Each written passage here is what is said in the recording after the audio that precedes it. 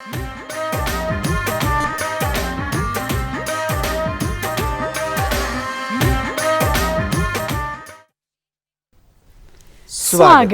देश विदेश में बैठे सारे दर्शकों का डी पंजाबी दे नाल जुड़ बैठे सारे जिन्ने भी इस वेले इस प्रोग्राम नूं देख रहे हैं तुहाडा सारिआं दा इस्तकबाल करदे हां। तुहानूं जी आयां नूं कहने हां प्रोग्राम गल्लां ते गीत विच। मैं हां नवजोत कौर ते मैं हां जी तुहाडा अपना चरणजीत जोगी।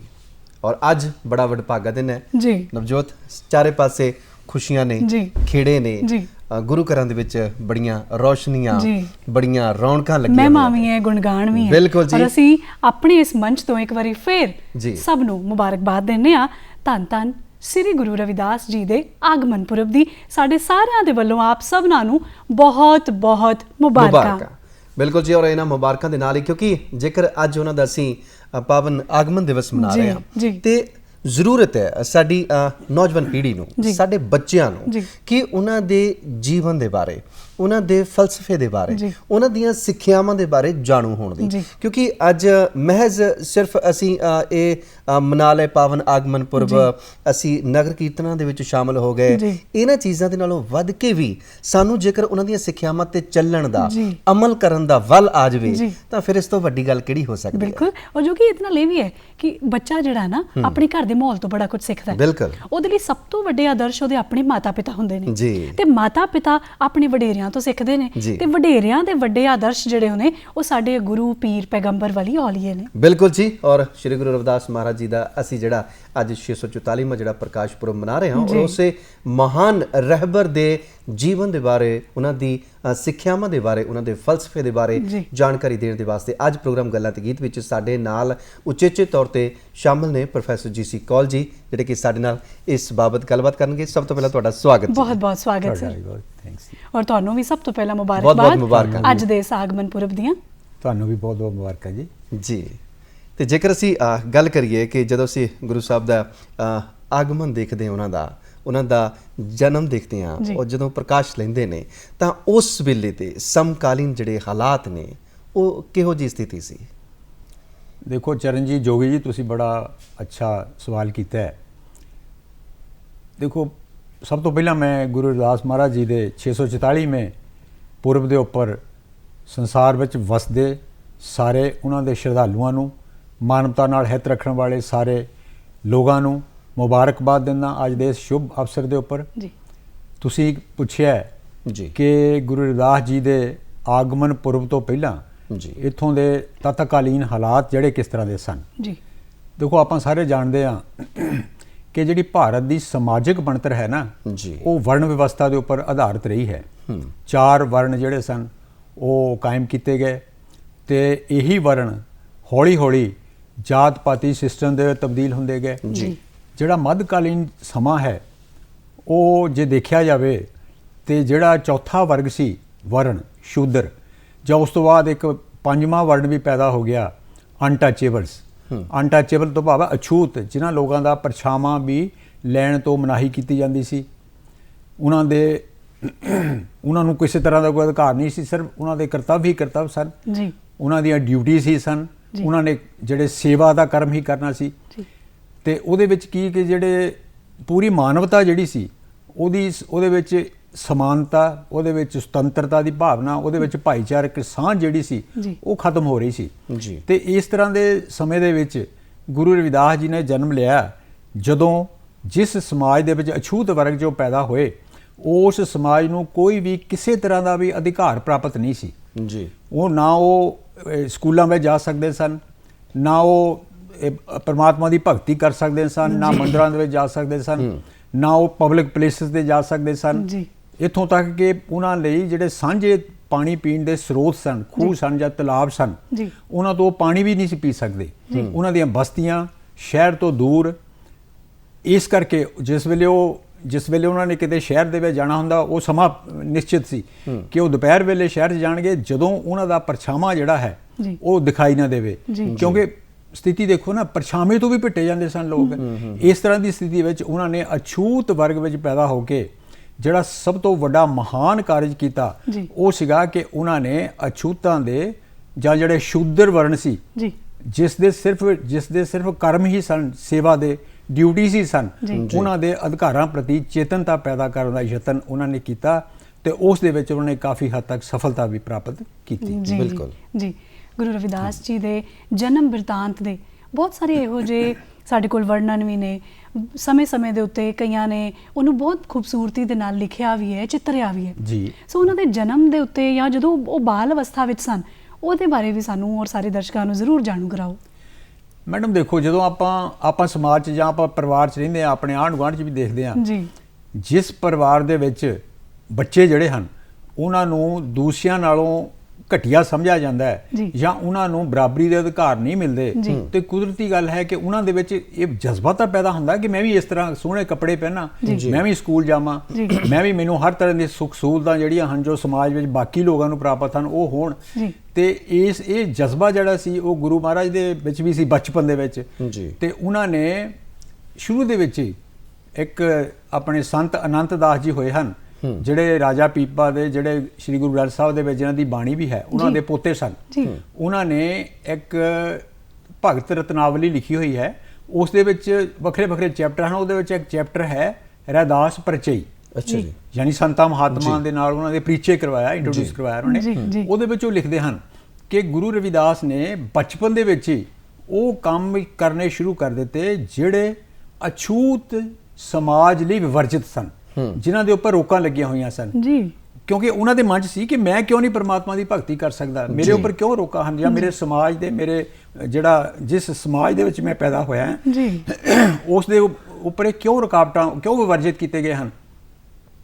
ਕਹਿੰਦੇ ਉਹਨਾਂ ਨੇ ਬਚਪਨ ਦੇ ਵਿੱਚ ਉਹ, ਕਿਉਂਕਿ ਆਪਾਂ ਸਾਰਿਆਂ ਨੂੰ ਪਤਾ ਹੈ ਕਿ ਉਹ ਚਮਾਰ ਜਾਤ ਦੇ ਵਿੱਚ ਪੈਦਾ ਹੋਏ ਸਨ ਜਿਹੜੀ ਅਛੂਤ ਸੀ, ਤੇ ਚਮਾਰਾਂ ਦਾ ਜਿਹੜਾ ਕੰਮ ਸੀ ਉਹ ਸੀਗਾ, ਗੁਰੂ ਸਾਹਿਬ ਆਪ ਵੀ ਕਹਿੰਦੇ ਹਨ, ਮੇਰੀ ਜਾਤ ਕੁੱਟ ਵੰਡ ਲਾ ਢੋਲ ਢਵੰਤਾ ਨਿਤ ਹੀ ਬਨਾਰਸੀ ਆਸ ਪਾਸਾ। ਕਹਿੰਦੇ ਮੇਰੀ ਜਾਤ ਜਿਹੜੀ ਹੈ ਉਹ ਚਮਾਰ ਹੈ ਤੇ ਕੁੱਟ ਵੰਡ ਲਾ ਢੋਲ ਢਵੰਤਾ ਤੋਂ ਭਾਵ ਹੈ ਕਿ ਮੈਂ ਮਰੇ ਹੋਏ ਡੰਗਰ ਜਿਹੜੇ ਹਨ ਮੇਰੀ ਜਾਤ ਦੇ ਲੋਕ ਉਹ ਢੋਂਦੇ ਹਨ ਤੇ ਉਹਨਾਂ ਦਾ ਚਮੜਾ ਉਤਾਰ ਕੇ ਕੁੱਟ ਵੱਢ ਕਰਕੇ ਤੇ ਉਸ ਨੂੰ ਜੋੜੇ ਬਣਾਉਂਦੇ ਹਨ।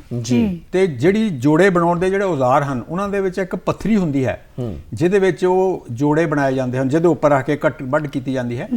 ਗੁਰੂ ਸਾਹਿਬਾਂ ਨੇ, ਦੇਖੋ ਕਮਾਲ ਦੀ ਗੱਲ ਹੈ ਕਿ ਬਚਪਨ ਦੇ ਵਿੱਚ ਉਹਨਾਂ ਦੇ ਮਨ 'ਚ ਖਿਆਲ ਕਿਵੇਂ ਆਇਆ। ਉਹ ਮੰਦਿਰ ਜਾ ਨਹੀਂ ਸਕਦੇ, ਜਿਹੜੀਆਂ ਮੂਰਤੀਆਂ ਹਨ ਉਹਨਾਂ ਦੀ ਉਹ ਪੂਜਾ ਨਹੀਂ ਕਰ ਸਕਦੇ, ਤੇ ਉਹਨਾਂ ਨੇ ਇੱਕ ਉਹਨਾਂ ਦੇ ਵਿੱਚ ਇੱਕ ਤਰ੍ਹਾਂ ਜਿਹਨੂੰ ਆਪਾਂ ਬੱਚੇ ਦੇ ਵਿੱਚ ਹੈ ਬਾਗੀ ਇੱਕ ਤਰ੍ਹਾਂ ਦੀ ਭਾਵਨਾ ਆਉਂਦੀ ਹੈ ਕਿ ਮੈਂ ਕਿਉਂ ਨਹੀਂ। ਉਹਨਾਂ ਨੇ ਉਹ ਜਿਹੜੀ ਪੱਥਰੀ ਸੀ ਨਾ ਜੋੜੇ ਗੰਢਣ ਵਾਲੀ, ਉਹਨਾਂ ਨੂੰ ਠਾਕਰ ਬਣਾ ਲਿਆ, ਪ੍ਰਭੂ ਦਾ ਰੂਪ।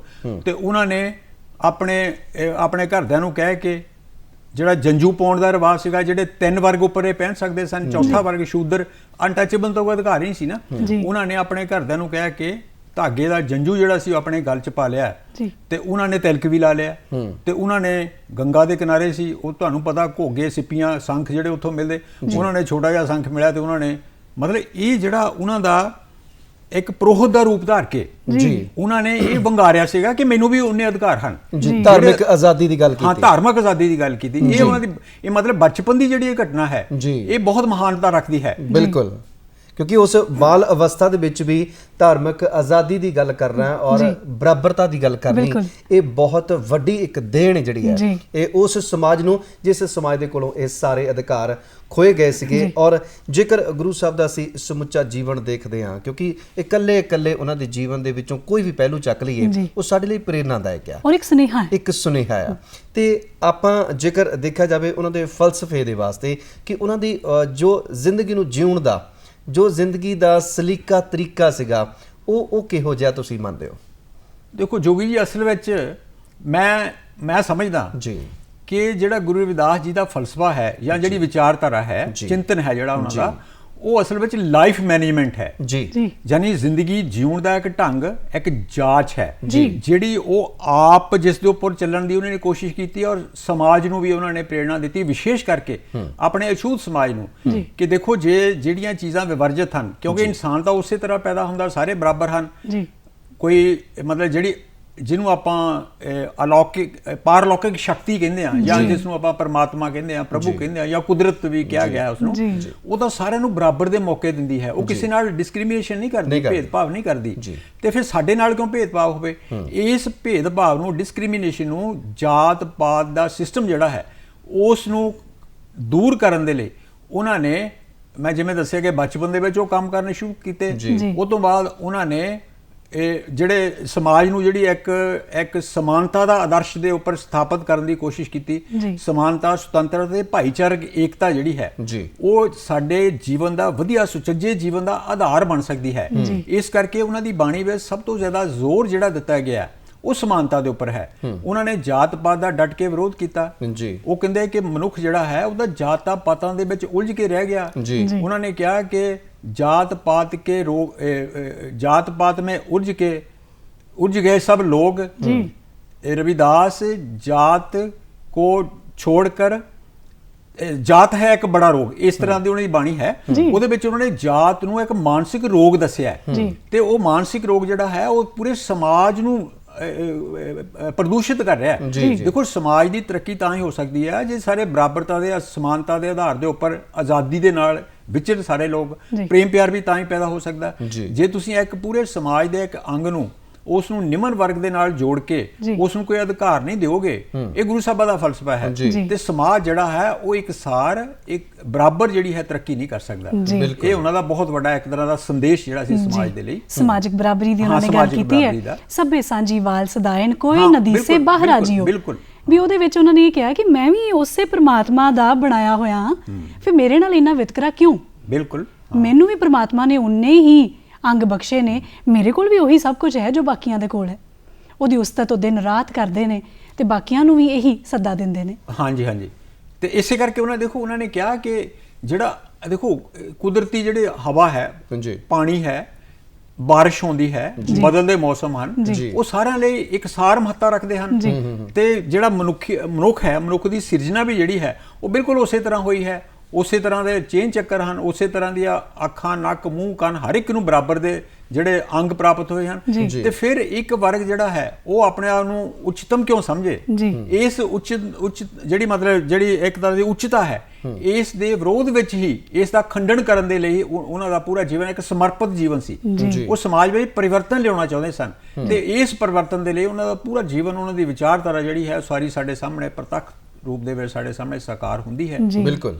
ਔਰ ਜਿੱਥੇ ਉਹਨਾਂ ਨੇ ਬਹੁਤ ਵੱਡਾ ਇੱਕ ਯੋਗਦਾਨ ਜਿਹੜਾ ਕਿ ਇਸ ਸਮਾਜ ਦੀ ਦਿਸ਼ਾ ਨੂੰ ਬਦਲਣ ਦੇ ਲਈ ਪਾਇਆ ਆਪਣੀ ਬਾਣੀ ਦੇ ਰਾਹੀਂ, ਆਪਣੇ ਹੋਰ ਬਹੁਤ ਸਾਰੇ ਯਤਨਾਂ ਦੇ ਰਾਹੀਂ, ਉੱਥੇ ਹੀ ਫੋਕੇ ਕਰਮ ਕਾਂਡਾਂ ਦੇ ਉੱਪਰ ਉਹਨਾਂ ਨੇ ਬਹੁਤ ਕਰਾਰੀ ਚੋਟ ਵੀ ਮਾਰੀ ਹੈ। ਕਿਉਂਕਿ ਉਹ ਸਮਾਂ ਹੀ ਕੁਝ ਅਜਿਹਾ ਸੀ ਕਿ ਜਦੋਂ ਬਹੁਤ ਸਾਰੇ ਫੋਕੇ ਕਰਮ ਕਾਂਡ ਜਿਹੜੇ ਕਿ ਦੁਨੀਆ ਦੇ ਉੱਪਰ ਫੈਲੇ ਹੋਏ ਸਨ। ਪ੍ਰੋਫੈਸਰ ਜੀ.ਸੀ. ਕੌਲ ਜੀ ਸਾਡੇ ਨਾਲ ਨੇ ਔਰ ਅਸੀਂ ਇਹਨਾਂ ਤੋਂ ਜਾਣਨਾ ਚਾਹਾਂਗੇ ਕਿ ਜਿਹੜੇ ਝੂਠੇ ਫੋਕਟ ਕਰਮ ਕਾਂਡ ਜਿਹੜੇ ਸੀਗੇ ਉਹਨਾਂ ਦੇ ਬਾਬਤ ਵੀ ਗੁਰੂ ਸਾਹਿਬ ਨੇ ਬਹੁਤ ਲੋਕਾਂ ਨੂੰ ਸੁਚੇਤ ਕੀਤਾ, ਜਾਗਰੂਕ ਕੀਤਾ।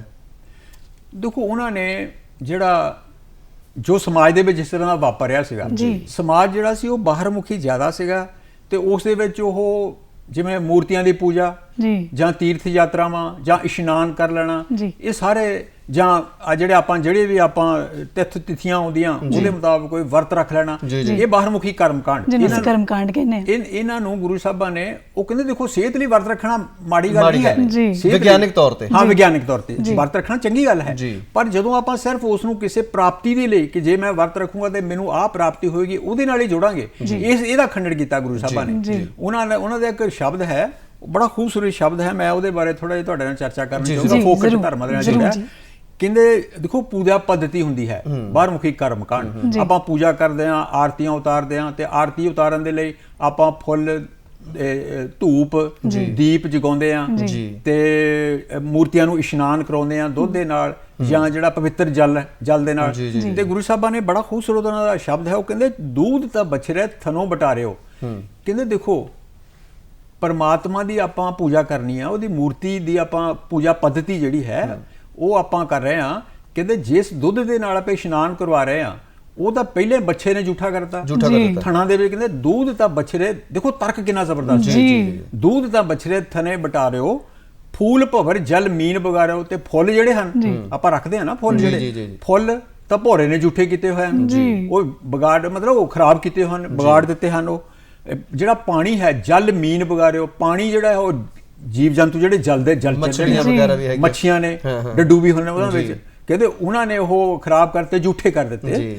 ਕਹਿੰਦੇ ਮਾਈ ਗੋਬਿੰਦ ਪੂਜਾ ਕਹਾਂ ਲੈ ਚਰਾਵੋ, ਸੰਬੋਧਨ ਹੈ ਉਹਨਾਂ ਦਾ, ਇੱਕ ਤਰ੍ਹਾਂ ਦਾ ਢੰਗ ਹੈ ਕਹਿੰਦਾ। ਕਹਿੰਦੇ ਹੇ ਮਾਈ, ਜਿਹੜੀ ਕੋਈ ਮਾਈ ਜਿਹੜੀ ਜਾ ਰਹੀ ਹੈ ਪੂਜਾ ਕਰਨ ਲਈ, ਕਹਿੰਦੇ ਮਾਈ ਗੋਬਿੰਦ ਪੂਜਾ, ਕਹਿੰਦੇ ਤੂੰ ਇਹ ਗੋਬਿੰਦ ਦੀ, ਗੋਬਿੰਦ ਮੈਨੇ ਪਰਮਾਤਮਾ ਪ੍ਰਭੂ ਦੀ ਪੂਜਾ ਇਹ ਕਿਸ ਤਰ੍ਹਾਂ ਕਰਨ ਜਾ ਰਹੀ ਹੈ, ਕੀ ਭੇਟ ਕਰ ਰਹੀ ਹੈ? ਇਹ ਚੀਜ਼ਾਂ ਤਾਂ ਸਾਰੀਆਂ ਪਹਿਲਾਂ ਹੀ ਝੂਠੀਆਂ। ਕਹਿੰਦੇ ਮੈਲਾਗਰ ਬੇਰੇ ਹੈ ਭੁੰਗਾ, ਤੇ ਆਪਾਂ ਚੰਦਨ ਲਾਉਂਦੇ ਆ, ਚੰਦਨ ਦਾ ਤਿਲਕ ਲਾਉਂਦੇ ਆ। ਕਹਿੰਦੇ ਮੈਲਾਗਰ ਪਰਬਤ ਹੈ, ਉਹਦੇ ਬਾਰੇ ਇਹ ਵੀ ਇੱਕ ਮਿੱਥ ਹੈ ਕਿ ਜਿਹੜਾ ਮੈਲਾਗਰ ਪਰਬਤ ਹੈ ਨਾ, ਉੱਥੇ ਚੰਦਨ ਦੇ ਬ੍ਰਿਕਸ਼ ਹੁੰਦੇ ਹਨ। ਕਹਿੰਦੇ ਚੰਦਨ ਦੇ ਬ੍ਰਿਕਸ਼ ਜਿਹੜੇ ਖੁਸ਼ਬੂ ਆਪਾਂ ਨੂੰ ਪਤਾ ਚੰਦਨ ਦੀ ਲੱਗਣੀ ਕਿੰਨੀ ਸਾਡੇ ਲਈ ਇੰਪੋਰਟੈਂਟ, ਕਹਿੰਦੇ ਚੰਦਨ ਦੇ ਜਿਹੜੇ ਦਰਖਤ ਹਨ ਉਹਨਾਂ ਬਾਰੇ ਕਿਹਾ ਜਾਂਦਾ, ਜਿੱਥੇ ਜੰਗਲ ਹਨ, ਕਿ ਉੱਥੇ ਦੇਖੋ ਸੱਪ ਹੈ, ਉਹ ਤਪਸ਼ ਅਗਨੀ ਉਹ ਸਹਿਣ ਨਹੀਂ ਕਰ ਸਕਦਾ, ਉਹ ਚੰਦਨ ਦੇ ਦਰਖਤਾਂ ਦੁਆਲੇ ਲਿਪਟਿਆ ਰਹਿੰਦਾ ਕਿਉਂਕਿ ਉਹ ਠੰਡਕ ਦਿੰਦਾ। ਕਹਿੰਦੇ ਮੈਲਾਗਰ ਬੇਰੇ ਹੈ ਭੁੰਗਾ, ਕਹਿੰਦੇ ਮੈਲਾਗਰ ਜਿਹੜਾ ਮੈਲਾਗਰ ਪਰਬਤ ਦੇ ਵਿੱਚ ਜਿਹੜੇ ਉੱਗੇ ਹੋਏ ਜੰਗਲਾਂ ਦੇ ਵਿੱਚ ਜਿਹੜੇ ਉਹ ਚੰਦਨ ਦੇ ਡਾਇਰੈਕਸ਼ਨ ਉਹਨਾਂ ਦੁਆਲੇ ਤਾਂ ਸੱਪ ਲਿਪਟੇ ਹੋਏ ਹਨ। ਤੇ ਉਹ ਕਹਿੰਦੇ ਬਿਖ ਅੰਮ੍ਰਿਤ ਬਸੇ ਇੱਕ ਸੰਗਾ, ਉੱਥੇ ਕਹਿੰਦੇ ਬਿਖ ਮੈਨੇ ਜ਼ਹਿਰ ਤੇ ਅੰਮ੍ਰਿਤ, ਅੰਮ੍ਰਿਤ ਮਤਲਬ ਉਹਨਾਂ ਨੇ ਉਹ ਜਿਹੜੇ ਚੰਦਨ ਦੇ ਦਰਖਤਾਂ ਨੂੰ, ਤੇ ਬਿਖ ਉਹਨਾਂ ਨੇ ਸੱਪ ਦੀ ਜਿਹੜੀ ਜ਼ਹਿਰ ਉਹਨੂੰ ਕਿਹਾ। ਕਹਿੰਦੇ ਉਹ ਇੱਕੋ ਜਗ੍ਹਾ ਰਹਿੰਦੇ ਤੇ ਆਪਾਂ ਉਹਦੇ ਚੰਦਨ ਲਾਉਂਦੇ ਆ, ਕਹਿੰਦੇ ਉਹ ਵੀ ਝੂਠਾ। ਫਿਰ ਕਹਿੰਦੇ ਧੂਪ ਦੀਪ ਨਹੀਂ ਬੇਦਾਸਾ, ਕੈਸੇ ਪੂਜ ਕਰੇ ਤੇਰੀ ਦਾਸਾ। ਕਹਿੰਦੇ ਜਿਹੜੀ ਸੁਗੰਧੀਆਂ ਆਪਾਂ ਇਹ ਧੂਪ ਲਾਉਂਦੇ, ਧੂਪ ਆਪਾਂ ਪਹਿਲਾਂ ਸੁੰਘ ਲੈਂਦੇ, ਜਦੋਂ ਆਪਾਂ ਦੇਖੋ ਧੂਪ ਆਪਾਂ ਜਗਾਉਂਦੇ ਆ ਨਾ ਉਹਦੀ ਸੁਗੰਧੀ, ਉਹ ਕਹਿੰਦੇ ਉਹ ਵੀ ਅਸੀਂ ਝੂਠਾ ਕਰ ਦਿੱਤਾ। ਤੇ ਕੈਸੇ ਪੂਜ ਕਰੇ, ਫਿਰ ਉਹ ਕਹਿੰਦੇ ਕਿ ਹੇ ਪ੍ਰਭੂ ਮੈਂ ਤੇਰੀ ਪੂਜਾ ਕਿੱਦਾਂ ਕਰਾਂ? ਇਹ ਤਾਂ ਇਹ ਸਾਰੀਆਂ ਜਿਹੜੀਆਂ ਬਾਹਰ ਮੁਖੀ ਜਿਹੜੀਆਂ ਚੀਜ਼ਾਂ ਹਨ, ਵਸਤੂਆਂ ਹਨ, ਜਿਨ੍ਹਾਂ ਦੇ ਨਾਲ ਪੂਜਾ ਆਪਾਂ ਕਰਦੇ ਹਾਂ, ਇਹ ਉਹ ਕਹਿੰਦੇ ਇਹ ਤਾਂ ਸਾਰੀਆਂ ਝੂਠੀਆਂ ਹਨ। ਫਿਰ ਦੇਖੋ ਉਹਨਾਂ ਨੇ ਅੱਗੇ ਫਿਰ ਉਹ ਕੀ ਕਹਿੰਦੇ ਨੇ, ਕਹਿੰਦੇ ਤਨ ਮਨ ਅਰਪੋ ਪੂਜ ਚਰਾਵੋ। ਕਹਿੰਦੇ ਅਸਲੀ ਪੂਜਾ ਕੀ ਹੈ ਕਿ ਆਪਣਾ ਤਨ ਤੇ ਮਨ ਜਿਹੜਾ ਹੈ ਉਹਨੂੰ ਅਰਪਣ ਕਰਨਾ। ਮਤਲਬ ਜਿਹੜਾ ਵੀ ਸਾਡਾ ਇਸ਼ਟ ਹੈ ਉਸ ਦੇ ਅੱਗੇ ਆਪਣਾ ਤਨ ਤੇ ਮਨ ਅਰਪਣ ਕਰਕੇ ਅਸਲੀ ਪੂਜਾ ਹੈ, ਤਨ ਮਨ ਅਰਪੋ ਪੂਜ ਚਰਾਵੋ। ਤੇ ਇਹ ਢੰਗ ਹੈ ਇੱਕ ਪੂਜਾ ਦਾ। ਫਿਰ ਉਹ ਕਹਿੰਦੇ ਗੁਰ ਪ੍ਰਸਾਦ ਨਿਰੰਜਨ ਪਾਵੋ, ਗੁਰੂ ਦੀ ਮੱਤ ਦੇ ਉੱਪਰ, ਗੁਰੂ ਦੀ ਸਿੱਖਿਆ ਉੱਪਰ। ਗੁਰੂ ਦੇਖੋ ਦੁਨਿਆਵੀ ਤੌਰ ਤੇ ਵੀ ਆਪਾਂ ਟੀਚਰ, ਆਪਾਂ ਵਿਦਿਆ ਪ੍ਰਾਪਤ ਕਰਨੀ ਆ, ਅਧਿਆਪਕ ਹੁੰਦੇ ਹਨ ਸਕੂਲਾਂ ਦੇ ਵਿੱਚ, ਕਾਲਜਾਂ ਦੇ ਵਿੱਚ, ਤੇ ਅਧਿਆਤਮਕ ਵਿਦਿਆ ਦੇ ਲਈ ਵੀ ਜਿਹੜੇ ਸਾਡੇ ਮਹਾਂਪੁਰਸ਼ਾਂ ਸਾਨੂੰ ਉਹ ਸੇਧ ਦਿੰਦੇ ਹਨ। ਅਧਿਆਤਮਕ ਜੀਵਨ ਵੀ ਜਿਹੜਾ ਹੈ ਉਸ ਸਮਾਜ ਨੂੰ ਬਿਹਤਰ ਬਣਾਉਣ ਦੇ ਲਈ ਹੈ। ਇਸ ਕਰਕੇ ਉਹਨਾਂ ਨੇ ਫੋਕਟ, ਇਸੇ ਤਰ੍ਹਾਂ ਉਹਨਾਂ ਦਾ ਇੱਕ ਬੜਾ ਖੂਬਸੂਰਤ ਸ਼ਬਦ ਹੈ ਜਿਹੜੀ ਤੁਸੀਂ ਆਪਾਂ ਆਮ ਸੁਣਦੇ ਵੀ ਹਾਂ, ਤੇ ਨਾਮ ਤੇਰੋ ਆਰਤੀ ਮਜਨ ਮਰਾਰੇ, ਹਰ ਕੇ ਨਾਮ ਮੈਂ ਝੂਠੇ ਸਗਲ ਪਸਾਰੇ। ਉਹ ਕਹਿੰਦੇ ਕਿ ਜਿਹੜੇ ਆਪਾਂ ਜੋ ਵੀ ਆਪਾਂ ਆ ਜਿਹੜੀ ਪੂਜਾ ਪੱਧਤੀ ਦੀ ਗੱਲ ਕਰ ਰਹੇ ਹਾਂ, ਉਹ ਕਹਿੰਦੇ ਹਰੀ ਦੇ ਨਾਮ ਤੋਂ ਬਿਨਾ ਇਹ ਸਾਰੇ ਜੋ ਕੁਝ ਵੀ ਆਪਾਂ ਕਰ ਰਹੇ ਸਾਰੇ ਝੂਠੇ, ਇਹ ਸਾਰਾ ਪਸਾਰਾ ਝੂਠਾ ਹੈ। ਇਸ ਤਰ੍ਹਾਂ ਉਹਨਾਂ ਨੇ ਜਿਹੜੀ ਮਤਲਬ ਮਨੁੱਖ ਜਿਹੜਾ ਹੈ ਉਸ ਨੂੰ ਸੱਚੇ ਸੁੱਚੇ ਮਨ ਦੇ ਨਾਲ ਜਿਹੜਾ ਆਪਣੇ ਇਸ਼ਟ ਦੀ ਜਿਹੜੀ ਆਰਤੀ ਕਰਨੀ ਹੈ, ਉਸ ਨੂੰ ਯਾਦ ਕਰਨ ਦੀ ਜਿਹੜੀ ਪ੍ਰੇਰਣਾ, ਜਿਹੜੀ ਉਸ ਦਾ ਸਿਮਰਨ ਕਰਨ ਦੀ ਪ੍ਰੇਰਣਾ ਜਿਹੜੀ ਉਹਨਾਂ ਦਿੱਤੀ ਹੈ। ਬਾਹਰ ਮੁਖੀ ਜਿਹੜੇ ਫੋਕਟ ਕਰਮ ਹਨ ਉਹਨਾਂ ਨੂੰ ਉਸਨੇ ਉਹਨਾਂ ਦਾ ਖੰਡਨ ਕੀਤਾ ਹੈ। ਬਿਲਕੁਲ ਜੀ, ਜੇਕਰ ਆਪਾਂ ਤੂਫਾਨ ਦਿਖਾਉਂਦੇ ਰਹੇ, ਜੇਕਰ ਆਪਾਂ ਹੋਰ ਫੋਕਟ ਕਰਮ ਕਾਂਡਾਂ ਦੇ ਵਿੱਚ ਫਸੇ ਰਹੇ ਤੇ ਮਨ ਸਾਡਾ ਕਿਤੇ ਹੋਰ ਟਿਕਿਆ ਰਿਹਾ, ਤਨ ਕਿਸੇ ਹੋਰ ਪਾਸੇ ਹੋਵੇ, ਤਾਂ ਫਿਰ ਸਾਡਾ ਰੱਬ ਸਾਡੇ ਤੋਂ ਕਿਵੇਂ ਖੁਸ਼ ਹੋ ਸਕਦਾ? ਜੀ ਕੌਲ ਸਰ, ਜਦੋਂ ਅਸੀਂ ਭਗਤ ਰਵਿਦਾਸ ਜੀ ਦੀ ਬਾਣੀ ਦੀ ਗੱਲ ਕਰਦੇ ਹਾਂ, ਗੁਰੂ ਰਵਿਦਾਸ ਜੀ ਦੀ ਬਾਣੀ ਦੀ ਗੱਲ ਕਰਦੇ ਹਾਂ, ਹਾਂਜੀ, ਤੇ ਉਹ ਬਾਣੀ ਸਾਨੂੰ ਕਿੰਨੇ ਸੁਨੇਹੇ ਦਿੰਦੀ ਹੈ। ਉਹ ਬਾਣੀ ਸਾਨੂੰ ਇੱਕ ਸਦਾਚਾਰਕ ਜੀਵਨ ਵੱਲ ਪ੍ਰੇਰਿਤ ਵੀ ਕਰਦੀ ਹੈ, ਸਾਨੂੰ ਉਧਰ ਤੋਰਦੀ ਵੀ ਹੈ। ਉਹ ਆਪ ਕਹਿੰਦੇ ਨੇ ਕਿ ਪ੍ਰਮਾਤਮਾ ਦੇ ਨਾਲ ਇੱਕਮਿਕ ਹੋ ਕੇ ਰਹੀਏ। ਰਾਮ ਗੁਸਈਆ ਜੀ ਕੇ ਜੀਵਣਾ ਮੋਹੇ ਨਾ ਵਿਸਾਰੋ ਮੈਂ ਜਨ ਤੇਰਾ, ਕਿ ਪ੍ਰਮਾਤਮਾ ਮੈਨੂੰ ਨਾ ਵਿਸਾਰ, ਜੇ ਮੈਂ ਤੈਨੂੰ ਹਰ ਵੇਲੇ ਧਿਆਉਣਾ ਤੇ ਤੂੰ ਵੀ ਮੇਰਾ ਖਿਆਲ ਕਰ। ਦੇਖੋ ਗੁਰੂ ਸਾਹਿਬਾਂ ਨੇ ਕੁਛ ਮਤਲਬ ਉਹਨਾਂ ਨੇ ਜਿਹਨੂੰ ਆਪਾਂ ਕਹਿੰਦੇ ਪੈਮਾਨੇ ਸਥਾਪਿਤ ਕੀਤੇ ਹਨ ਕਿ ਮਨੁੱਖ ਜਿਹੜਾ ਉਹਦਾ ਜ਼ਿੰਦਗੀ ਜਿਹੜਾ ਉਹਦਾ ਜੀਵਨ ਜਿਹੜਾ ਉਹ ਸੱਚਾ ਸੁੱਚਾ ਵਧੀਆ ਜਿਹੜਾ ਵਿਵਹਾਰ ਦੇ ਉੱਪਰ, ਵਧੀਆ ਵਤੀਰੇ ਦੇ ਉੱਪਰ, ਚੰਗੇ ਆਚਾਰ ਵਿਹਾਰ ਦੇ ਉੱਪਰ ਹੋਣਾ ਚਾਹੀਦਾ, ਬਤੀਤ ਕਰਨਾ ਚਾਹੀਦਾ ਉਸ ਨੂੰ। ਤੇ ਉਹਨਾਂ ਨੇ ਉਹਦੇ ਲਈ ਸੁਕਿਰਤ ਕਰਨ ਦੀ ਗੱਲ ਕੀਤੀ ਹੈ। ਉਹ ਕਹਿੰਦੇ ਉਹਨਾਂ ਨੇ ਕਿਹਾ ਕਿ ਸੁਕਿਰਤ ਹੀ ਮਮ ਧਰਮ ਹੈ, ਕਹਿੰਦਾ ਮੇਰਾ ਧਰਮ ਹੈ ਸੁਕਿਰਤ ਕਰਨਾ, ਸੱਚੀ ਸੁੱਚੀ ਕਿਰਤ ਜਿਹਨੂੰ ਆਪਾਂ ਕਹਿੰਦੇ ਹਾਂ। ਇਹ ਕਿਰਤ ਜਿਹੜੀ ਹੈ ਉਹ ਹਰ ਚੀਜ਼ ਦਾ ਬੇਸ ਹੈ ਇੱਕ ਤਰ੍ਹਾਂ ਦਾ। ਆਪਾਂ ਜ਼ਿੰਦਗੀ ਵਿੱਚ ਜੋ ਵੀ ਪ੍ਰਾਪਤੀ ਕਰਨੀ ਹੈ, ਚਾਹੇ ਉਹ ਆਪਾਂ ਇੰਡੀਵਿਜੂਅਲੀ ਕਰਨੀ ਹੈ ਚਾਹੇ ਸਮਾਜਿਕ ਤੌਰ ਤੇ, ਜੇ ਆਪਾਂ ਅੱਛੀ ਸੱਚੀ ਸੁੱਚੀ ਕਿਰਤ ਕਰਾਂਗੇ ਤੇ ਸਮਾਜ ਤਰੱਕੀ ਵਾਲੇ ਪਾਸੇ ਨੂੰ ਜਾਏਗਾ। ਕਹਿੰਦੇ ਸੁਕਿਰਤ ਹੀ ਮਮ ਧਰਮ ਹੈ, ਤਾਰੇਗਾ ਭਵ ਪਾਰ। ਕਹਿੰਦੇ ਇਹੀ ਸਾਨੂੰ ਭਵ ਸਾਗਰ ਤੋਂ ਪਾਰ ਪਾਏਗਾ। ਦੁਨਿਆਵੀ ਜਿਹੜੀਆਂ ਮੁਸ਼ਕਿਲਾਂ, ਮੁਸੀਬਤਾਂ, ਕਠਿਨਾਈਆਂ ਜ਼ਿੰਦਗੀ ਦੇ ਰਸਤੇ 'ਚ ਆਉਂਦੀਆਂ, ਉਸ ਨੂੰ ਆਪਾਂ ਸ਼ਰਮ ਕਰਕੇ, ਮਿਹਨਤ ਕਰਕੇ, ਸੱਚੀ ਸੁੱਚੀ ਕਿਰਤ ਕਰਕੇ ਉਸ ਨੂੰ ਦੂਰ ਕਰ ਸਕਦੇ ਹਾਂ। ਫਿਰ ਉਹ ਕਹਿੰਦੇ ਇਸੇ ਕਰਕੇ ਉਹਨਾਂ ਨੇ ਕਿਹਾ ਕਿ ਕਿਰਤ ਹੀ ਮੇਰੇ ਲਈ ਪੂਜਾ ਹੈ, ਕਹਿੰਦੇ ਇਸ ਕਰਕੇ ਕਹਿੰਦੇ ਰਵਿਦਾਸ ਹੋਂ ਨਿਜ ਹਾਥੇ ਰਾਖੇ ਰੰਬੀ ਯਾਰ। ਕਹਿੰਦੇ ਮੈਂ ਸੱਚੀ ਸੁੱਚੀ ਕਿਰਤ ਪੂਰੀ ਜ਼ਿੰਦਗੀ ਕੀਤੀ ਹੈ। ਰੰਬੀ ਤੇ ਆਰ ਦਾ ਜ਼ਿਕਰ ਉਹਨਾਂ ਨੇ ਕੀਤਾ, ਗੁਰਬਾਣੀ ਚ ਆਉਂਦਾ ਹੈ। ਉਹ ਕਹਿੰਦੇ ਰੰਬੀ ਤੇ ਆਰ ਇਹ ਔਜ਼ਾਰ ਹਨ ਜਿਨ੍ਹਾਂ ਦੇ ਨਾਲ ਜੋੜੇ ਗੰਢੇ ਜਾਂਦੇ ਸਨ। ਦੇਖੋ ਉਹਨਾਂ ਨੇ, ਆਪਾਂ ਆਮ ਤੌਰ ਤੇ ਕਿਉਂਕਿ ਸਾਡਾ ਸਿਸਟਮ, ਸਾਡੇ ਭਾਰਤ ਦਾ ਜਿਹੜਾ ਸਮਾਜਿਕ ਬਣਤਰ ਰਹੀ ਨਾ, ਉੱਥੇ ਆਪਾਂ ਕੰਮਾਂ ਨੂੰ ਵੰਡ ਦਿੱਤਾ ਚੰਗੇ ਵਧੀਆ ਦੇ ਆਧਾਰ ਦੇ ਉੱਪਰ, ਚੰਗੇ ਜਾਂ ਬੁਰੇ ਦੇ ਆਧਾਰ ਦੇ ਉੱਪਰ। ਕੰਮ ਕੋਈ ਵੀ ਬੁਰਾ ਨਹੀਂ ਹੈ, ਕਿਰਤ ਕਰਨੀ ਜਿਹੜੀ ਉਹ ਧਰਮ ਹੈ। ਉਹਨਾਂ ਨੇ ਕਿਹਾ ਮੈਂ ਹਮੇਸ਼ਾ ਆਪਣੇ ਹੱਥ ਵਿੱਚ ਰੰਬੀ ਤੇ ਆਰ ਤੋਂ ਭਾਵੇਂ ਕਿ ਜਿਹੜਾ ਮੇਰਾ ਕੰਮ ਹੈ, ਜਿਹੜਾ ਚਮੜੇ ਦਾ ਕੰਮ ਕਰਦੇ ਸਨ, ਜੋੜੇ ਬਣਾਉਣ ਦਾ ਕੰਮ ਕਰਦੇ ਸਨ, ਕਹਿੰਦੇ ਮੈਂ ਹਮੇਸ਼ਾ ਉਹ ਤੇ ਫਖਰ ਕਰਦੇ ਹਨ, ਮਾਣ ਕਰਦੇ ਹਨ, ਕਹਿੰਦੇ ਮੇਰਾ ਧਰਮ ਹੈ। ਉਹਨਾਂ ਨੇ ਕਿਹਾ ਅਸਲੀ ਪੂਜਾ ਹੀ ਇਹ ਹੈ, ਕਿਰਤ ਦੀ ਪੂਜਾ ਜਿਹੜੀ ਹੈ। ਦੇਖੋ ਆਪਾਂ ਮਹਾਂਪੁਰਸ਼ਾਂ ਦੇ ਜਦੋਂ ਆਪਾਂ ਇਤਿਹਾਸ ਦੇਖਦੇ ਹਾਂ, ਚਾਹੇ ਗੁਰੂ ਨਾਨਕ ਦੇਵ ਮਹਾਰਾਜ ਜੀ ਲਈਏ, ਉਹਨਾਂ ਨੇ ਯਾਤਰਾਵਾਂ ਕਰਨ ਤੋਂ ਬਾਅਦ ਖੇਤੀ ਕੀਤੀ, ਲਗਭਗ 20 ਸਾਲ ਉਹਨਾਂ ਨੇ ਆਪ ਕੰਮ ਕੀਤਾ ਆਪਣੇ ਹੱਥਾਂ ਨਾਲ। ਇਹ ਇੱਕ ਪ੍ਰੇਰਣਾ ਹੈ, ਇੱਕ ਜਿਹੜਾ ਸਮਾਜ ਨੂੰ ਸੰਦੇਸ਼ ਦੇਣ ਦੀ ਭਾਵਨਾ ਸੀ ਕਿ ਸਮਾਜ ਜਿਹੜਾ ਹੈ ਉਹ ਚੰਗੇ ਬੁਰੇ ਜਿਹੜਾ ਕੰਮ ਹੈ, ਸ਼ਰਮ ਕੋਈ ਬੁਰਾ ਨਹੀਂ ਹੁੰਦਾ, ਮਿਹਨਤ ਜਿਹੜੀ ਹੈ, ਡਿਗਨਿਟੀ ਆਫ ਲੇਬਰ ਜਿਹਨੂੰ ਆਪਾਂ ਕਹਿ ਸਕਦੇ ਹਾਂ ਕਿ ਉਹ ਇਹ ਮਹਾਨਤਾ ਹੈ ਕਿਰਤ ਦੀ। ਇਹ ਕਿਰਤ ਦੀ ਗੱਲ ਕੀਤੀ। ਦੂਸਰਾ ਉਹਨਾਂ ਨੇ ਕਿਹਾ ਕਿ ਸਾਨੂੰ ਜਿਹੜਾ ਆਪਸ ਵਿੱਚ ਜਿਹੜੀ ਵਿਤਕਰੇ ਹਨ, ਮਜ਼ਹਬੀ ਵਿਤਕਰੇ ਹਨ, ਚਾਹੇ ਉਹ ਜਿਹੜੇ ਜਾਤ ਪਾਤ ਦੇ ਆਧਾਰ ਤੇ ਵਿਤਕਰੇ ਹਨ, ਇਹਨਾਂ ਨੂੰ ਦੂਰ ਕਰਨਾ ਚਾਹੀਦਾ। ਸਮਾਨਤਾ ਦੀ ਆਪਾਂ ਪਹਿਲਾਂ ਵੀ ਗੱਲ ਕਰ ਚੁੱਕੇ। ਉਹਨਾਂ ਨੇ ਬਰਾਬਰੀ ਤੇ ਆਧਾਰ ਤੇ ਸਮਾਜ ਸਥਾਪਿਤ ਕਰਨ ਦੀ ਗੱਲ ਕੀਤੀ। ਉਹਨਾਂ ਨੇ ਆਚਰਣਕ ਉੱਚਤਾ ਜਿਹੜੀ ਹੈ, ਆਚਰਣਕ ਉੱਚਤਾ, ਆਪਣਾ ਚਰਿੱਤਰ ਜਿਹੜਾ ਹੈ ਉਸ ਨੂੰ ਉੱਚਾ ਕਰਨ ਦੀ ਗੱਲ ਕੀਤੀ। ਬਿਲਕੁਲ ਜੀ, ਗੱਲਾਂ ਬਹੁਤ ਸਾਰੀਆਂ ਹੋਰ ਵੀ ਹਲੇ ਬਾਕੀ ਨੇ, ਕਿਉਂਕਿ ਕਿਰਤ ਦੀ ਤੁਸੀਂ ਗੱਲ ਕੀਤੀ ਹੈ। ਕਿਰਤ ਦੀ ਗੱਲ ਅਸੀਂ ਮੁੜ ਵਾਪਸ ਆਣ ਕੇ ਕਰਾਂਗੇ, ਪਰ ਪਹਿਲਾਂ ਅਸੀਂ ਇੱਥੇ ਸਰਵਣ ਕਰਨਾ ਚਾਹਾਂਗੇ ਸ੍ਰੀ ਗੁਰੂ ਰਵਿਦਾਸ ਮਹਾਰਾਜ ਜੀ ਦੀ ਬਾਣੀ ਦੇ ਵਿੱਚੋਂ ਇੱਕ ਮੁਕੱਦਸ ਸ਼ਬਦ। ਜੀ ਤੋ ਹੀ ਮੋਹੀ ਮੋਹੀ ਤੋ ਹੀ अंतर कैसा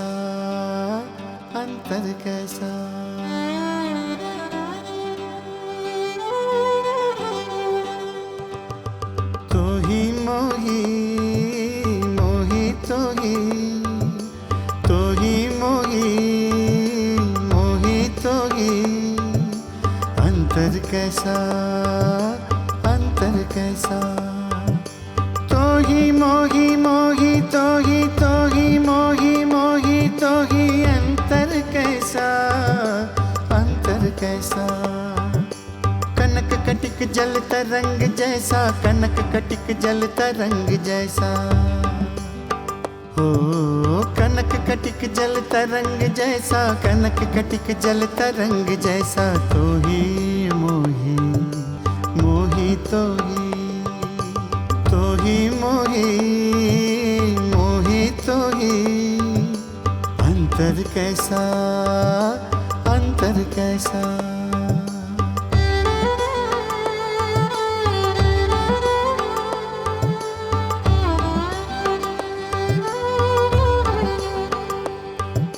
जो पै हम ना पाप करंता अहे अनंता पतित पावन नाम कैसे हुंता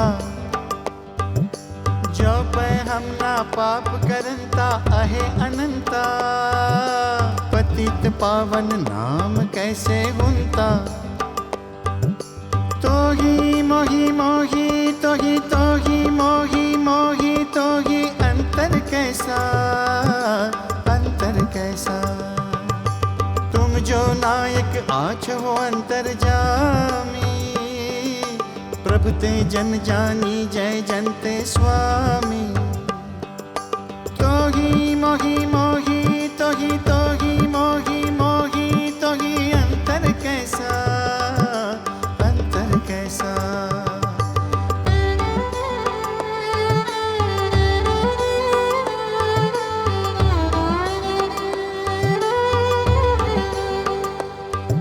शरीर आराधे मोकौ विचार देहु रविदास समदल समझावे को शरीर आराधे मोकौ विचार देहु रविदास समदल समझावे को तो ही मोही मोही मोही तो ही मोही मोही मोही मोही मोही तो ही अंतर कैसा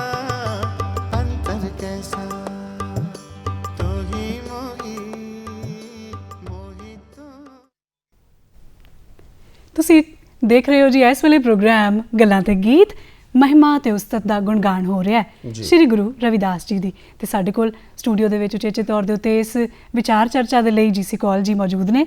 ਜੀ ਕੌਲ ਸਾਹਿਬ, ਬਹੁਤ ਸਾਰੀਆਂ ਗੱਲਾਂ ਬਾਤਾਂ ਚੱਲ ਰਹੀਆਂ ਸੀਗੀਆਂ, ਸੁਕਿਰਤ ਦੀਆਂ ਗੱਲਾਂ ਚੱਲੀਆਂ, ਕਿਉਂਕਿ ਉਹਨਾਂ ਨੇ ਜੇਕਰ ਹੱਥ ਉਹ ਰੰਬੀ ਨੂੰ ਪਾਇਆ ਤੇ ਉਹ ਰੰਬੀ ਦੀ ਕਿਰਤ ਜਿਹੜੀ ਆ ਉਹ ਵੀ ਸੱਚੀ ਸੁੱਚੀ ਔਰ ਉੱਤਮ ਹੋ ਗਈ। ਜਿਵੇਂ ਗੁਰੂ ਸਾਹਿਬ ਨੇ ਖੇਤੀ ਨੂੰ ਹੱਥ ਪਾਇਆ, ਗੁਰੂ ਨਾਨਕ ਦੇਵ ਜੀ ਨੇ, ਤਾਂ ਉਹਨਾਂ ਨੇ ਖੇਤੀ ਉੱਤਮ ਸੇਤੀ ਕਰ ਦਿੱਤਾ, ਠੀਕ ਹੈ ਜੀ। ਔਰ ਇਸੇ ਤਰ੍ਹਾਂ ਇਹਨਾਂ ਨੇ ਉਸ ਕਿਰਤ ਨੂੰ ਕਿ ਜਿਹਨੂੰ ਲੋਕ ਕਿਸੇ ਹੋਰ ਅੱਖ ਨਾਲ ਦੇਖਿਆ ਕਰਦੇ ਸੀ, ਉਹ ਦੇਖਣ ਦਾ ਨਜ਼ਰੀਆ ਹੀ ਬਦਲ ਦਿੱਤਾ, ਅੱਖ ਹੀ ਬਦਲ ਦਿੱਤੀ। ਉਹਨਾਂ ਦੇ ਕੋਲ ਤਾਂ ਬਹੁਤ ਵੱਡੇ ਵੱਡੇ ਸੰਕਲਪ ਸਨ, ਦੁਨੀਆ ਨੂੰ ਵੱਖਰੀ ਤਰੀਕੇ ਨਾਲ ਦੇਖਣ ਦੇ ਔਰ ਮਾਨਣ ਦੇ। ਉਹ ਚਾਹੁੰਦੇ ਸਨ ਕਿ ਸਮਾਜ ਕੁਝ ਇਸ ਤਰ੍ਹਾਂ ਦਾ ਹੋ ਜਾਵੇ, ਬੇਗਮਪੁਰਾ ਸ਼ਹਿਰ ਕੋ ਨਾਓ, ਇੱਕ ਬਹੁਤ ਵੱਡਾ ਸੰਕਲਪ ਜਿਹੜਾ ਜੀ, ਉਸੇ ਸੰਕਲਪ ਦੇ ਬਾਰੇ ਵੀ ਅਸੀਂ ਜਾਣਨਾ ਚਾਹਾਂਗੇ। ਦੇਖੋ, ਬੇਗਮਪੁਰਾ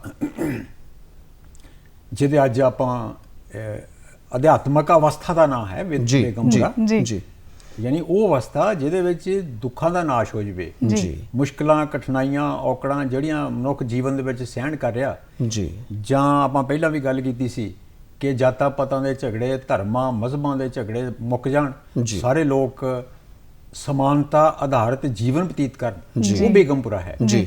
ਇਹ ਜੇ ਆਪਾਂ ਅਧਿਆਤਮਕ ਤੌਰ ਤੇ ਲਈਏ ਤੇ ਉਹ ਅਧਿਆਤਮਕ ਦੇ ਵਿੱਚ ਸਭ ਤੋਂ ਉੱਚੀ ਮੰਜ਼ਿਲ ਹੈ, ਬਿਲਕੁਲ, ਜਿਹਨੂੰ ਗੁਰੂ ਸਾਹਿਬਾਂ ਨੇ, ਗੁਰੂ ਨਾਨਕ ਦੇਵ ਜੀ ਨੇ ਕਿਹਾ ਸੱਚਖੰਡ ਵਸੇ ਨਿਰੰਕਾਰ।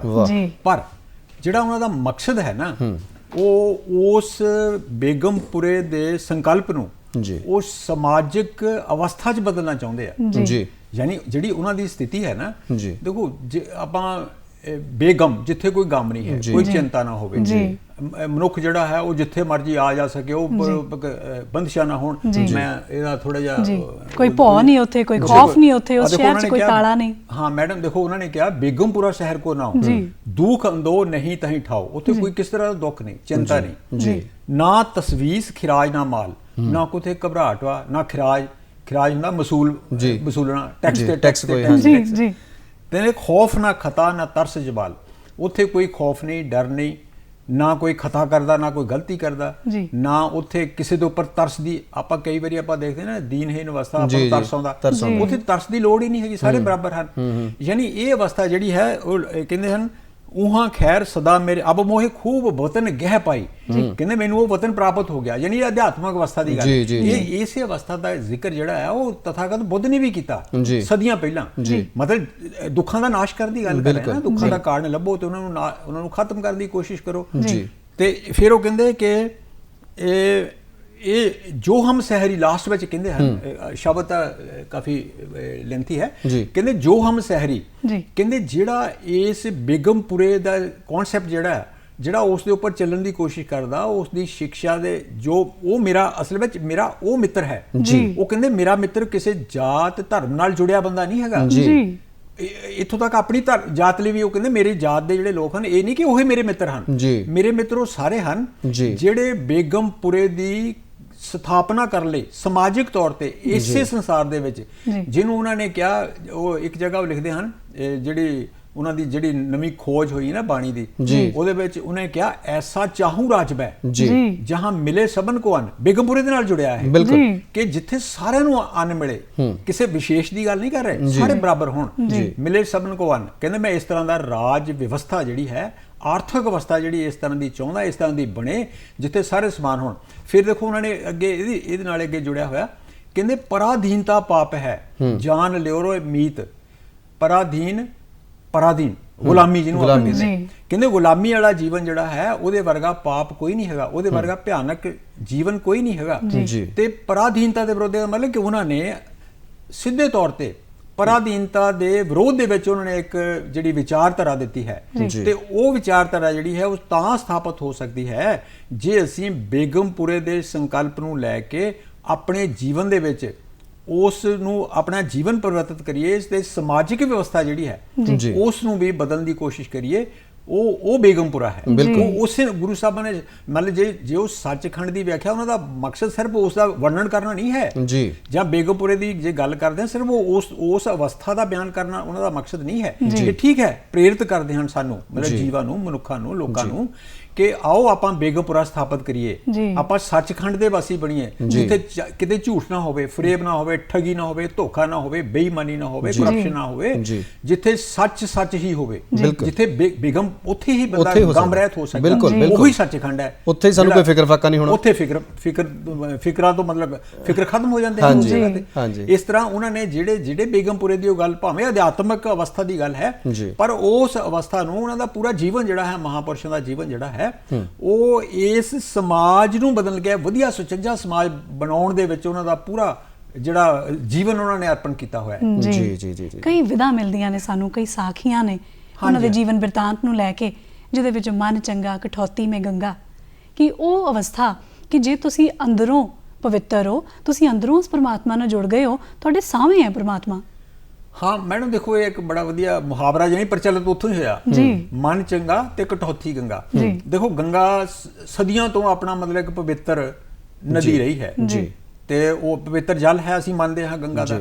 ਤੇ ਉਹ ਕਹਿੰਦੇ ਕਿ ਜੇ ਗੰਗਾ ਵੀ ਚੱਲ ਕੇ ਤੁਹਾਡੇ ਕੋਲ ਆ ਸਕਦੀ ਹੈ, ਮਤਲਬ ਅਵਸਥਾ ਹੈ ਇੱਕ ਤਰ੍ਹਾਂ ਦੀ, ਜੇ ਤੁਹਾਡਾ ਮਨ ਚੰਗਾ ਹੋਵੇ, ਮਨ ਚੰਗਾ, ਜੇ ਤੁਸੀਂ ਸੁਚੱਜਾ ਜੀਵਨ, ਜਿਹਦੀ ਮੈਂ ਆਪਾਂ ਪਹਿਲਾਂ ਵੀ ਗੱਲ, ਜੇ ਤੁਸੀਂ ਮਤਲਬ ਊਣਤਾਈਆਂ ਤੋਂ ਰਹਿਤ, ਕਮੀਆਂ ਕਮਜ਼ੋਰੀਆਂ ਬੁਰਾਈਆਂ ਤੋਂ ਰਹਿਤ ਆਪਣਾ ਜੀਵਨ ਬਣਾ ਲੈਂਦੇ ਹੋ, ਤੇ ਉਹ ਇੱਕ ਸਾਖੀ ਵੀ ਪ੍ਰਚਲਿਤ ਹੈ। ਸਾਖੀਆਂ ਬਹੁਤ ਸਾਰੀਆਂ ਨਾ ਜਿਹੜੀਆਂ ਆਪਾਂ ਨੂੰ ਮਿਥਿਹਾਸ ਹੁੰਦਾ ਹੈ, ਪਰ ਉਹ ਇਹ ਮਿਥਿਹਾਸ ਦੇ ਵਿੱਚੋਂ ਵੀ ਸਾਨੂੰ ਕਈ ਗੱਲਾਂ ਪ੍ਰੇਰਨਾਦਾਇਕ ਸਾਨੂੰ ਪ੍ਰਾਪਤ ਹੁੰਦੀਆਂ ਹਨ। ਇਹਦਾ ਮਤਲਬ ਕਿ ਗੁਰੂ ਸਾਹਿਬਾਂ ਦੀ ਮਹਾਨਤਾ ਉਸ ਸਮੇਂ ਦੇ ਵਿੱਚ ਕਿੰਨੀ ਸੀ ਕਿ ਉਹਨਾਂ ਬਾਰੇ ਪ੍ਰਚਲਿਤ ਰਿਹਾ ਹੈ ਕਿ ਉਹਨਾਂ ਨੇ ਉਹ ਇੱਕ ਕੰਗਣ ਜਿਹੜਾ ਸੀ, ਉਹਨਾਂ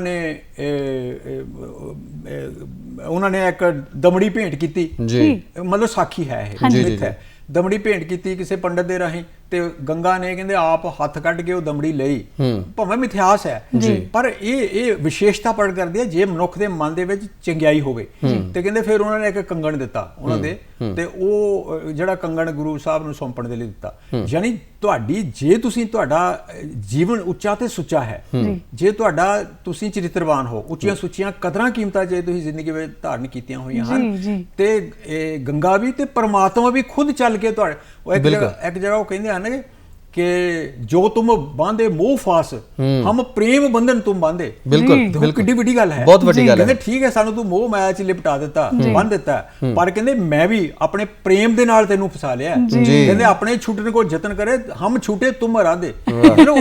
ਇਸ਼ਟ ਨੂੰ, ਆਪਣੇ ਪਰਮਾਤਮਾ ਨੂੰ ਜਾਂ ਪ੍ਰਭੂ ਨੂੰ ਜਾਂ ਕੁਦਰਤ ਨੂੰ, ਜਿਹੜੀ ਵੀ ਨੇਚਰ ਹੈ, ਅਨਾਚੀ ਹੈ, ਉਸ ਨੂੰ ਕਹਿ ਰਹੇ ਹਨ ਕਿ ਮੈਂ ਤਾਂ ਛੁੱਟ ਹੀ ਜਾਣਾ, ਤੂੰ ਨਹੀਂ ਛੁੱਟ ਸਕਦਾ ਮੇਰੇ ਕੋਲ, ਮੇਰੇ ਪਿਆਰ ਦੀ ਮਤਲਬ ਜਿਹੜੀ ਪਿਆਰ ਦੇ ਬੰਧਨ ਦੇ ਵਿੱਚ ਜਿਹੜਾ ਮੈਂ ਬੰਨਿਆ ਹੈ। ਬਿਲਕੁਲ, ਔਰ ਇਹ ਭਗਤੀ ਦੀ ਬਹੁਤ ਵੱਡੀ ਇੱਕ ਉੱਚੀ ਅਵਸਥਾ ਹੈ, ਔਰ ਜਿਹੜਾ ਕਿ ਆਪਣੇ ਪਰਮਾਤਮਾ ਨੂੰ, ਆਪਣੇ ਇਸ਼ਟ ਨੂੰ, ਆਪਣੇ ਭਗਵਾਨ ਨੂੰ ਉਹ ਬੁਲਾ ਸਕਦਾ ਹੈ ਆਪਣੇ ਕੋਲ, ਔਰ ਉਸ ਨੂੰ ਆਪਣੇ ਭਗਤੀ ਦੇ ਪ੍ਰੇਮ ਦੇ ਭਾਵ ਦੇ ਵਿੱਚ ਬੰਨ ਸਕਦਾ ਹੈ। ਔਰ ਜੇਕਰ ਅਸੀਂ ਗੱਲ ਕਰੀਏ ਸ਼੍ਰੀ ਗੁਰੂ ਰਵਿਦਾਸ ਮਹਾਰਾਜ ਜੀ ਦੀ ਅੰਮ੍ਰਿਤਮਈ ਬਾਣੀ ਦੀ, ਤਾਂ ਉਹਨਾਂ ਦੀ ਬਾਣੀ ਨੂੰ ਅਸੀਂ ਯੁੱਗ ਪਲਟਾਊ ਕਿਉਂ ਮੰਨਦੇ ਹਾਂ? ਹਾਂ ਬਿਲਕੁਲ, ਦੇਖੋ ਗੁਰੂ ਸਾਹਿਬ ਜਿਹੜੇ ਸਾਰੇ ਮਹਾਂਪੁਰਸ਼ਾਂ ਦਾ, ਜਿਹੜੇ ਗੁਰੂ ਸਾਹਿਬਾਨ, ਉਹਨਾਂ ਦਾ ਆਦਰਸ਼ ਹੀ ਇਹ ਹੁੰਦਾ ਜ਼ਿੰਦਗੀ ਦਾ, ਉਹਨਾਂ ਦਾ ਮਕਸਦ ਹੀ ਇਹ ਹੁੰਦਾ ਕਿ ਉਹ ਸਮਾਜ ਨੂੰ ਪਰਿਵਰਤਿਤ ਕਰਨਾ ਚਾਹੁੰਦੇ ਹਨ। ਸਮਾਜ ਦੇ ਜਿਹੜੀਆਂ ਕੁਰੀਤੀਆਂ ਬੁਰਾਈਆਂ ਉਹਨਾਂ ਨੂੰ ਦੂਰ ਕਰਕੇ ਇੱਕ ਵਧੀਆ, ਜਿਹੜੀ ਪਹਿਲਾਂ ਵੀ ਆਪਾਂ ਗੱਲ ਕੀਤੀ, ਇੱਕ ਵਧੀਆ ਸਮਾਜ ਸਥਾਪਿਤ ਕਰਨਾ ਚਾਹੁੰਦੇ ਹਨ। ਤੇ ਯੁੱਗ ਪਲਟਾਊ ਤੋਂ ਭਾਵ ਹੈ ਕਿ ਸਮਾਜ ਨੂੰ ਬਦਲ ਕੇ ਇੱਕ ਨਵੀਆਂ ਲੀਆਂ, ਨਵੇਂ ਆਦਰਸ਼ ਸਥਾਪਿਤ ਕਰਨੇ, ਨਵੇਂ ਰਸਤੇ ਉਲੀਕਣੇ।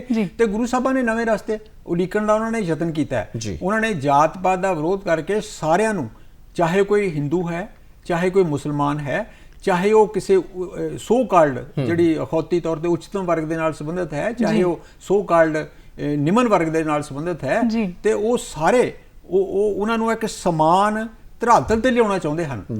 ਤੇ ਇਹ ਇੱਕ ਇਸ ਤੋਂ ਵੱਡਾ ਯੁੱਗ ਪਲਟਾਊ ਕੀ ਹੋ ਸਕਦਾ?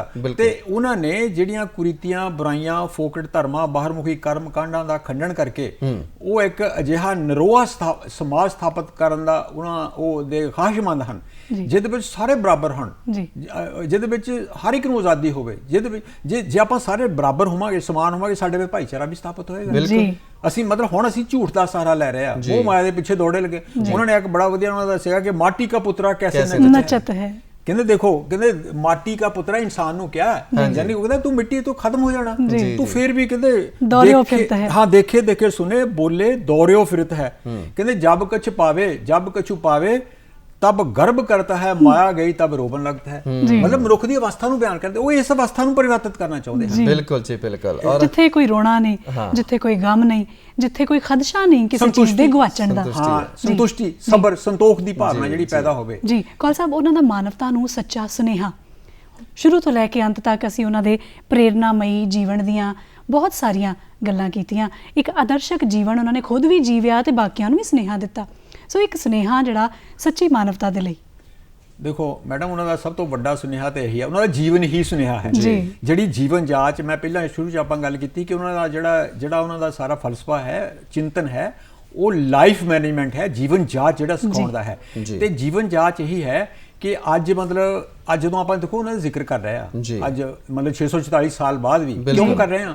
ਕਿਉਂਕਿ ਸਾਨੂੰ ਪ੍ਰੇਰਣਾ ਦੇ ਰਿਹਾ, ਸਾਨੂੰ ਉਹਨਾਂ ਦਾ ਜਿਹੜਾ ਆਦਰਸ਼ਕ ਜੀਵਨ ਹੈ ਨਾ, ਉਹ ਸਾਡਾ ਮਾਰਗਦਰਸ਼ਨ ਕਰ ਰਿਹਾ। ਤੇ ਅੱਜ ਵੀ ਉਹਨਾਂ ਦੇ ਰੈਲੇਵੈਂਸ ਜਿਹੜੀ ਹੈ ਉਹਨਾਂ ਦੀ ਬਾਣੀ ਦੀ ਜਾਂ ਉਹਨਾਂ ਦੇ ਚਿੰਤਨ ਦੀ, ਉਹ ਤਾਂ ਹੀ ਸਾਕਾਰ ਹੈ ਜੇ ਅਸੀਂ ਉਹਨਾਂ ਨੂੰ ਆਪਣੇ ਜੀਵਨ 'ਚ ਧਾਰਨ ਕਰੀਏ। ਬਿਲਕੁਲ ਜੀ, ਗੱਲ ਅਮਲਾਂ ਤੇ ਮੁੱਕਣੀ ਹੈ, ਉੱਥੇ ਅਮਲਾਂ ਦੇ ਹੋਣਗੇ ਨਬੇੜੇ, ਕਿਸੇ ਨਾ ਤੇਰੀ ਜ਼ਾਤ ਪੁੱਛਣੀ। ਔਰ ਅੱਜ ਅਸੀਂ ਸ੍ਰੀ ਗੁਰੂ ਰਵਿਦਾਸ ਮਹਾਰਾਜ ਜੀ ਦਾ ਜਿੱਥੇ 644ਵਾਂ ਪ੍ਰਕਾਸ਼ ਪੁਰਬ ਮਨਾ ਰਹੇ ਹਾਂ, ਉੱਥੇ ਸਾਡੇ ਨਾਲ ਪ੍ਰੋਫੈਸਰ ਜੀ.ਸੀ. ਕੌਲ ਜੀ, ਤੁਸੀਂ ਬਹੁਤ ਬੇਸ਼ਕੀਮਤੀ ਸਮਾਂ ਕੱਢਿਆ, ਜਾਣਕਾਰੀ ਸਾਂਝੀ ਕੀਤੀ, ਤੁਹਾਡਾ ਬਹੁਤ ਬਹੁਤ ਸ਼ੁਕਰੀਆ। ਬਹੁਤ ਧੰਨਵਾਦ। ਸ਼ੁਕਰੀਆ ਜੀ।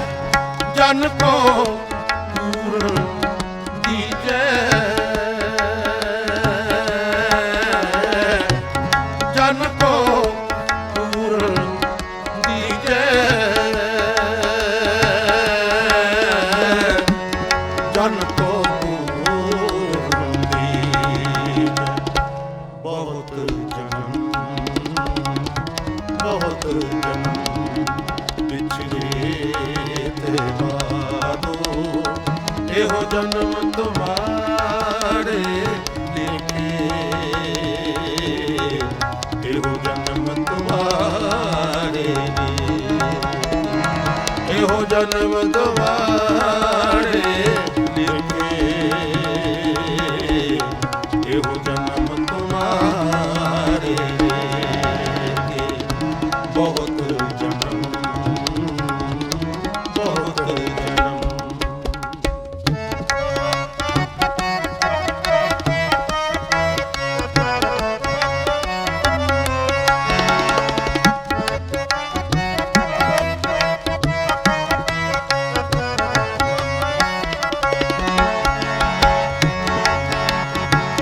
ਹੋਂ ਬਲ ਬਲ ਜਾਓ ਰਮਈਆ ਕਾਰੇ ਹੋਂ ਬਲ ਬਲ ਜਾਓ ਰਮਈਆ ਕਾਰਨੇ ਕਾਰਨ ਕਵਨ ਅਬੋਲ ਜੀ ਕਾਰਨ ਕਵਨ ਅਬੋਲ